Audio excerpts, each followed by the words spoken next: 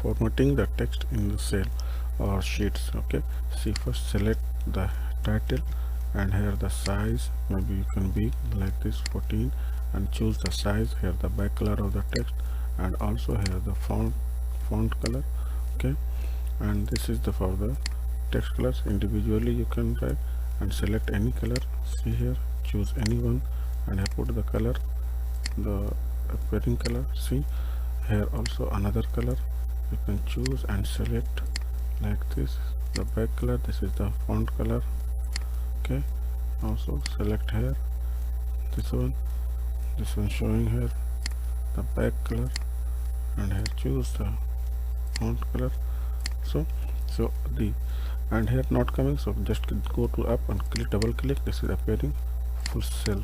Okay, and also one thing, it is not in the tabular form, so just select all and go to here to the formatting the cell. So all border, see here like this, all border, click here and see all into row and column features. Here this one also row and column feature.